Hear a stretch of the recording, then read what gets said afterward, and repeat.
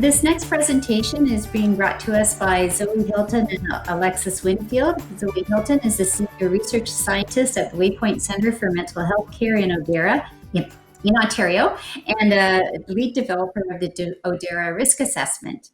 I just always think about Zoe that way. And Alexis, we got to know really well last summer when we started coding data, and she was a trooper with this. And she's recently completed her master's degree in counseling psychology at Western University with Peter. And so Alexis and Zoe will be talking about safety and coping strategies used by mothers and children living with domestic violence. Take it away. Awesome. Well, thanks for that introduction. Hi, everyone. Thank you for joining us today as we discuss safety and coping strategies used by mothers and children and living with domestic violence. My name, as they said, is Alexis Winfield, and my co-presenter today is Dr. Zoe Hilton.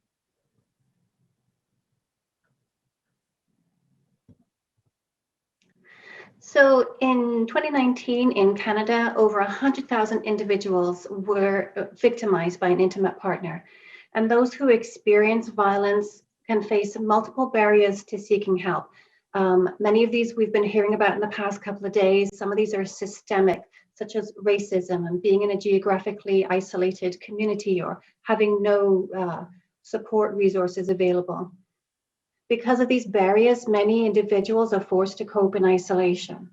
And for individuals who have children, this just adds to the complexities, like we have heard this afternoon. Several studies have shown that having children to care for increases a woman's risk of being assaulted by an intimate partner. And there's an extensive literature on the emotional and social and psychological harms to children who witness the violence. Even so, support services are often not well positioned to help mothers who are victimized by their intimate partner. In studies, police officers have said that they are reluctant to interact with children because of lack of experience or training. And the Canadian Domestic Homicide Prevention Initiative work has also found that inconsistent policies and difficulties of collaborating with child protection agencies can impede the policing response. At the same time, those working in child protection services and domestic violence services can experience the same challenges in terms of collaboration difficulties and lack of funding and lack of training to help support mothers and their children. There's also a large gap in the research when it comes to understanding mothers and children's perspectives on the role of the mother-child relationship in safety planning, especially research that recognizes mothers and children's multiple social identities.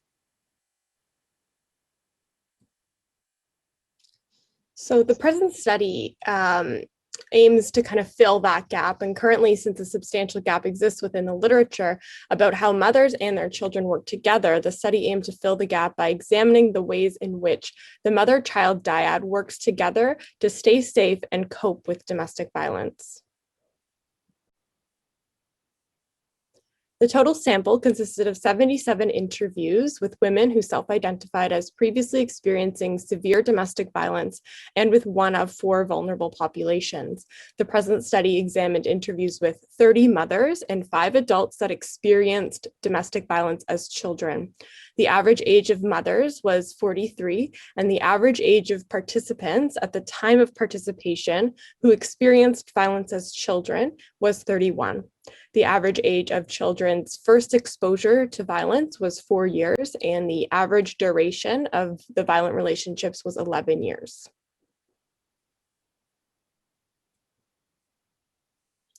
Interviews with survivors, both mothers and children, were transcribed, de-identified, and uploaded to the qualitative analysis computer program Deduce.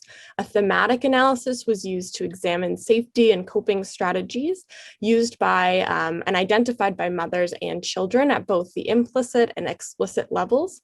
A dual deductive and inductive method allowed the researchers to draw from the previously established theoretical foundation, and it provided flexibility to develop develop novel themes.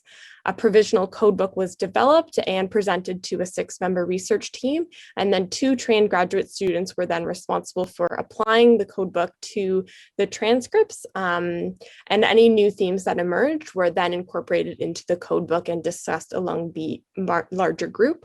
The quotes found in today's presentation were selected as the best portrayal of the generated themes. So the present study found that a child's safety and coping strategies are inexplicably tied to their mother's safety and coping strategies, and vice versa. It was extremely difficult for us as researchers to separate the efforts the mother used to protect herself from those to protect her children, exemplifying how much these both overlap. 5 main themes emerged when examining the safety and coping strategies utilized by mother-child dyads. I will now detail each of these with quote examples from survivors themselves. The first theme that was discussed by 23% of survivors was ongoing communication of all forms: verbal, nonverbal, and paraverbal. Mothers discussed the use of code words, certain looks, and even certain gestures. One mother discussed the importance of the use of technology as well in keeping her child safe. She shared, "He texted me a message and with a rain cloud emoticon and heart eye face. It means that he's in a bad situation. He can Uber immediately, no questions asked." Many mothers also detailed how important it was to consistently involve children in their safety planning, emphasizing the ways they reassured their children of their safety. One mother shared the powerful words she told to her child: "He can't hurt you anymore. The secret you kept is the power he had over you, and he doesn't have that power anymore because you told someone. We're not letting him take any more of our power."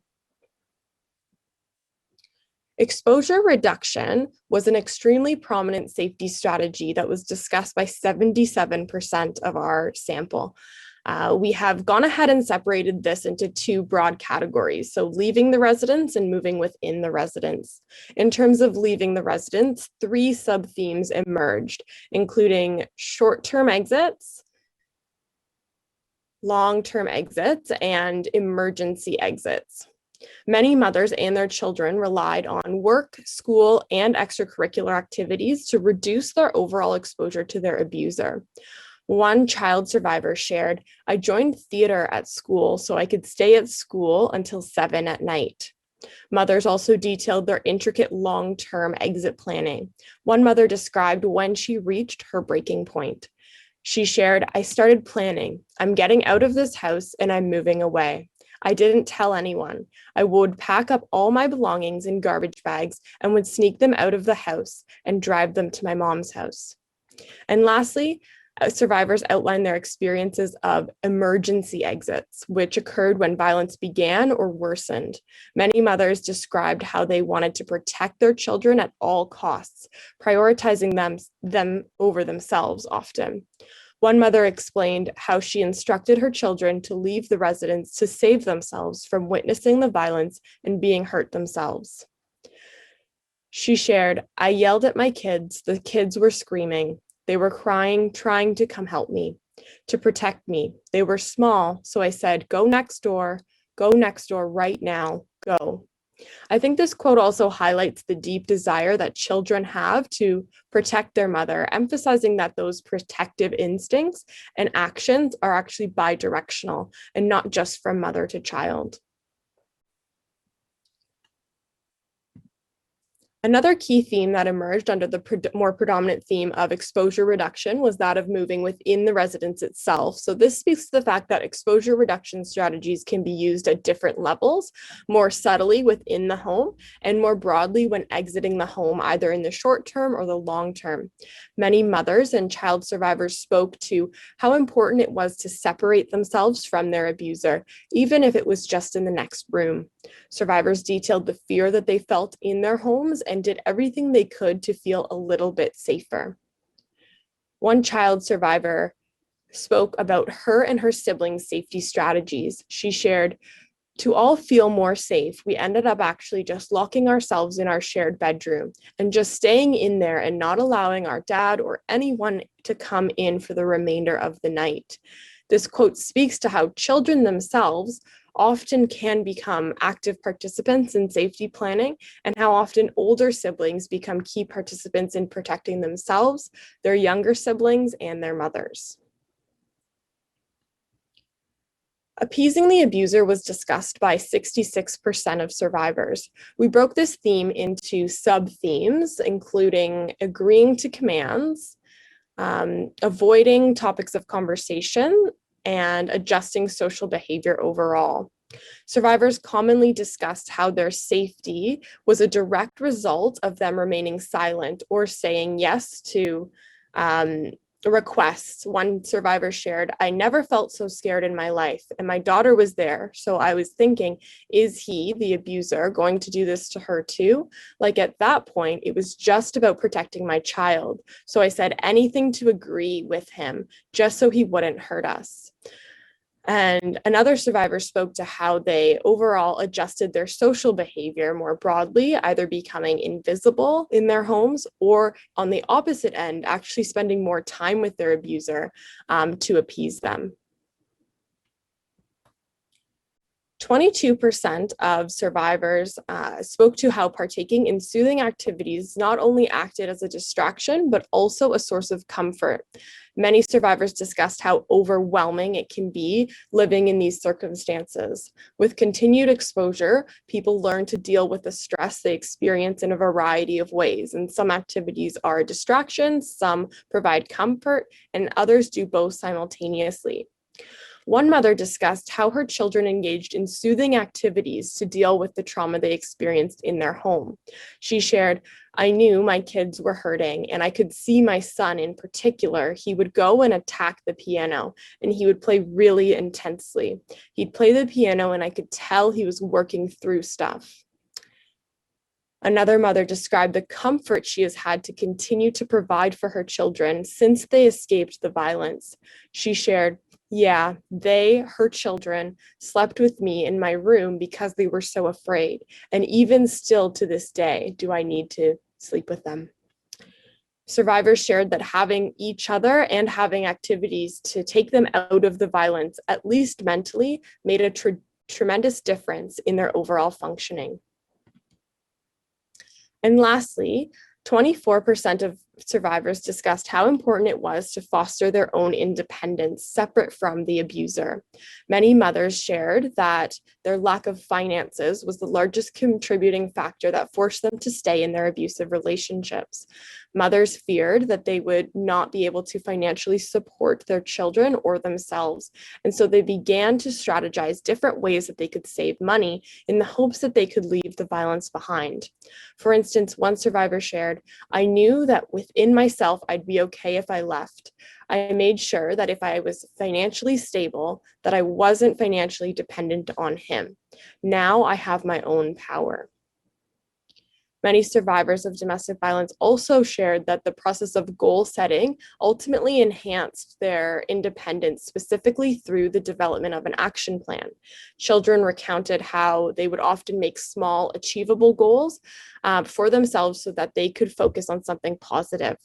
One child survivor shared, "Having a goal to focus on and or having a plan to find a way out is really helpful in these situations because it often keeps us from focusing on how desperate and dire everything really seems and feels."